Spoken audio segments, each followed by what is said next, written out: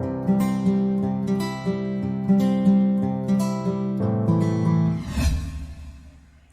Friends, welcome to straight और सिंपल। Straight और सिंपल इसलिए ताकि कोई भी टॉपिक मैं आपको स्ट्रेट और सिंपल तरीके से बता सकूं। तो आज जिस टॉपिक पे हम लोग बात करेंगे वो है इंफ्रास्ट्रक्चर। इंफ्रास्ट्रक्चर में भी हेल्थ और एजुकेशन, द फंडामेंटल इंफ्रास्ट्रक्चर, जो कि एक प्राइमरी रिक्वायरमेंट है किसी भी देश के लिए। इस पे हम बात करेंगे। इससे पहले कि हम इस टॉपिक को आगे बढ़ाएं, आप मेरे इस वीडियो को लाइक कीजिए, सब्सक्राइब कीजिए।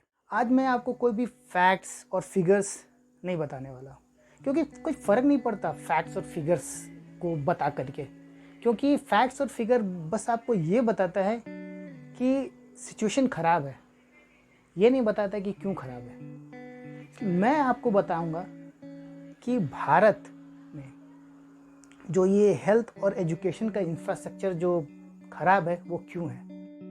सिंगल लाइन का कारण है, वो है हम और आप। क्यों? क्योंकि हमने कभी डिमांड नहीं किया, हम कभी सड़क पे नहीं उतरे, हमने कभी बोला नहीं कि हमें ये चाहिए।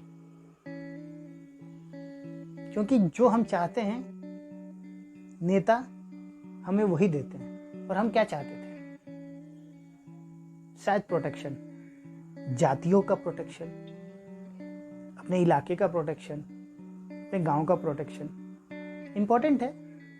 जब लोगों को डराया जाता है, जब दिमाग में डर बिठाया जाता है, तो लोगों को और कुछ नहीं चाहिए होता है, जस्ट प्रोटेक्शन।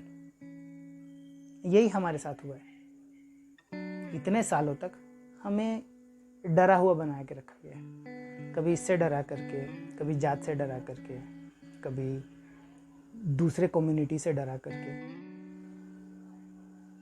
बस हम आपको प्रोटेक्ट कर रहे हैं ये बता के। वैसे ही जैसे एक शहर में कोई गुंडा होता है ना, वो बोलता है कि आप मुझे 10 लाख रुपया दो, मैं आपको प्रोटेक्ट करूँगा। और हम लोग खुश हो जाते हैं कि हाँ हाँ हाँ, वो मुझे प्रोटेक्ट करेगा, चलो इसे 10 लाख रुपया दे दो।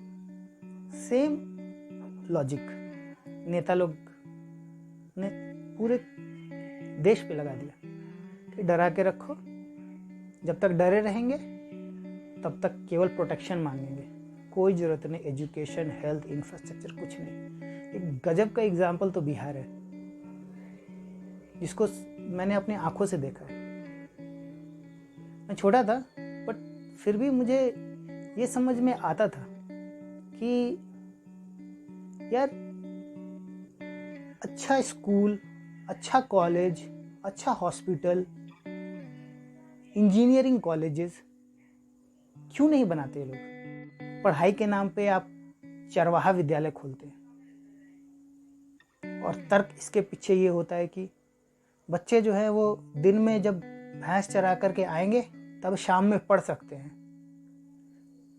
मुझे कभी इस चीज़ का लॉजिक समझ में नहीं आया। आप इस बात पे इंसिस्ट क्यों नहीं करते कि नहीं, भैंस नहीं चराना है, पढ़ना है भाई। लेकिन जो हमारे पॉलिटिशियन थे बहुत अच्छी तरह से जानते थे। मैं आपको एक कहानी सुनाता हूँ जो कि बहुत ही सटीक इस चीज़ को समझाएगा आपको। ये मैंने कहीं सुना था किसी बहुत ही अच्छे विचारक से। उन्होंने बताया कि एक गांव था, वहाँ एक रिच मैन, जो कि बहुत ही मतलब चौधरी कैसा होता है उस टाइप का आदमी था, जमींदार टाइप का, नेक आदमी था, दान करता था, सबका केयर करता था। इस बात को जान करके कुछ लोग गांव से मिल करके आए। ठंड का दिन था, शाम में पहुंचे ये लोग। उनको बोला कि सर, हम चाहते हैं कि आप जो ये सब दान करते हैं, इतना सबको कुछ देते हैं, इतना आपने सड़क बनवाया है, ये किया वो किया, बहुत कुछ किया आपने, आप एक स्कूल बनवा दीजिए ताकि जो आसपास के सारे गांव के बच्चे हैं वो वहाँ पढ़ सके। तो जमींदार ने बोला कि हाँ, बहुत सही बात बोल रहे तुम, अच्छा लगा यह सुन करके, लेकिन अभी थोड़ा रात हो गया है और ठंड भी ज़्यादा हो गया, तो तुम कल सुबह आओ, सब लोग आप हमारे गेस्ट हाउस में रुक जाओ, कल सुबह बात करते हैं इसके बारे में। सब ने बोला हाँ ठीक है, रुक जाते हैं, कल सुबह इस पर डिस्कस कर लेंगे। नेक्स्ट दिन वो लोग फिर ज़मींदार के पास पहुंचते हैं। ज़मींदार कहीं जा रहा था अपने बॉडीगार्ड्स के साथ, तो उन्होंने बोला कि सर हम लोग वो स्कूल के बारे में डिस्कस कर लेते हैं। वो बोला कि हाँ डिस्कस करते, चलते चलते अभी मैं एक शिकार पे जा रहा हूँ, आप लोग भी साथ में चलिए। बोले ठीक है, उधर ही डिस्कस कर लेंगे, क्या है।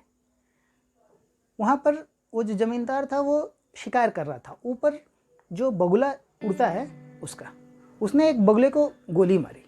वो बगुला नीचे एक तालाब में जाके गिर गया।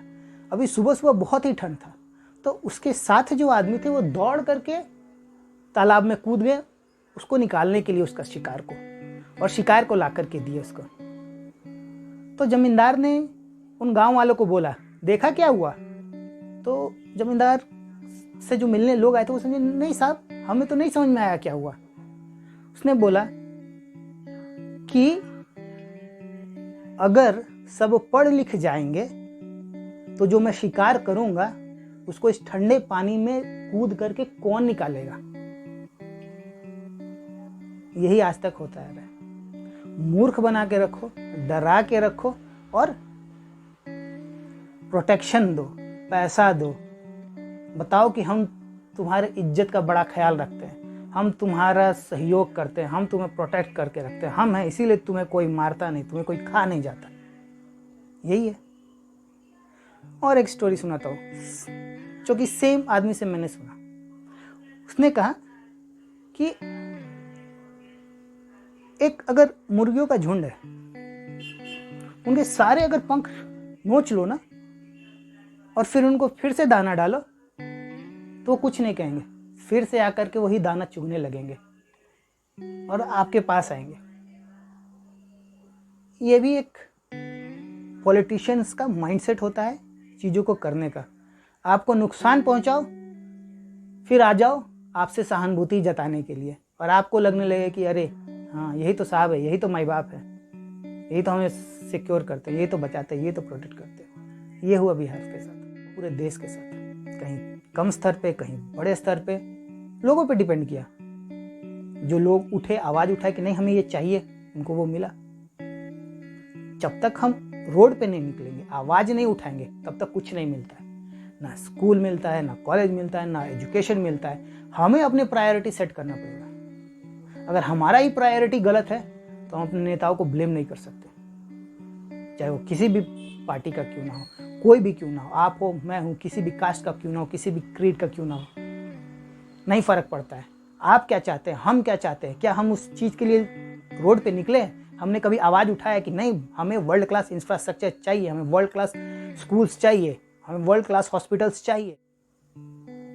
जब हम अपने प्रायोरिटी सही करेंगे ना तभी हमें मिलेगा। बैठ के रोने से कुछ भी नहीं होता है, कभी नहीं हुआ था और कभी आगे भी नहीं होगा। बैठ के रोने वाले को कोई नहीं सुनता है। होपफुली मैं जो कन्वे करना चाहता था आप तक पहुंचा होगा। अगर ये बात आप तक पहुंची है तो प्लीज़ इस वीडियो को लाइक कीजिए और शेयर कीजिए ताकि लोगों तक भी पहुंचे। और जो मैं बताना चाहता हूं, जो कहना चाहता हूं, ये जो कोरोना काल में जो आप देख रहे हैं ना कि हर चीज़ चरमरा गया, कुछ भी सही नहीं है, हर चीज़ का शॉर्टेज है, क्योंकि हमने कभी आवाज़ नहीं उठाया। सोचिएगा इस बारे में। Thank you.